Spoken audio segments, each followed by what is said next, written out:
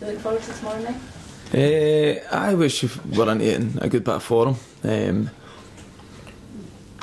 It's going to be a difficult game, you know. It always is. It was when you get drawn in the League Cup, you always prefer to be at home, but it's going to be difficult. But we're going to it full of confidence, and you can only give it your best shot and see how you go. Mark was saying he's expecting more of the performance when you went there and won rather than the one.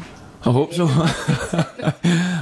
Listen, it was the game, the last game of the season. There wasn't much for us to play for, but you still have personal pride, you know. So as much as you try and sugarcoat it and say, "Oh, it doesn't really matter," of course it does. As a player, you don't want to be in the receiving end of too many of them.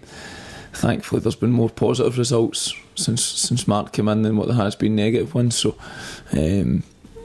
like I said, Wednesdays it's the same kind of side with one or two new players that Brendan Rodgers come in, but the biggest factor is obviously it's a new manager that's in charge at Parkhead. So it's an opportunity for them to get their mindset and probably win a treble. That'll be their aim. That should be their aim. As a player there, that's what you're all about. So hopefully we can put up a good showing for ourselves. And like I say, I've played in games there where you're expected to win and it doesn't happen. So we're certainly, of course, we're going to be the underdogs, but we certainly believe that we can get a positive result.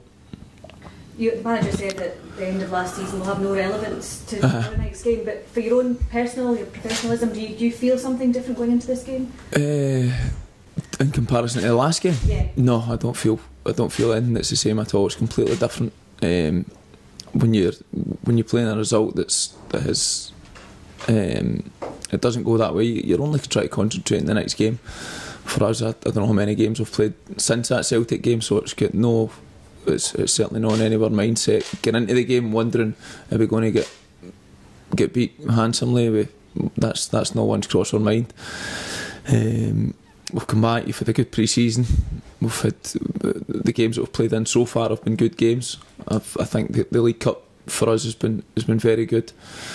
Only because you go into competitive games early. I've enjoyed it. We could have played in 5 or 6 meaningless pre-season games. Pre-season games, they're irrelevant. Players use them not to get injured, to get your fitness up, but you've never got the same edge. Whereas we felt for the Rangers game, you were right at it, and we've had positive results since that game. And do you feel that you've got the momentum now going into this because of those results? We're getting in a good frame of mind. Listen, anything can happen any given night. We know that Celtic Park's a difficult place to go and win, but you want to go and perform well. Certainly, game I think was it 2-1 that we won there last season. So, if you like, it's the opposite ends of the spectrum. You get beaten one of them quite convincingly. You've won there as well. So we're certainly with the group of players that we've got good experienced players. We've got good young players coming through. So you've got nothing to fear. The Griffiths is suspended. Do you expect it to be any easier evening for yourself? No, it's. I'm not really fussed, to be honest, who you're playing against. You know, when you go there, it's going to be difficult. They've got a good squad of players. They've got a big squad of players, and no doubt Brendan Rodgers will be looking to strengthen. Probably the hardest thing's trying to get people out, which you find at any football club. But it's a new challenge. It's a new start for the guys at Celtic. They'll enjoy working under a top manager like that. So they'll be looking to put down a marker early doors in the season. You've seen that with the game on Sunday, in the Hearts game. So they'll be looking again.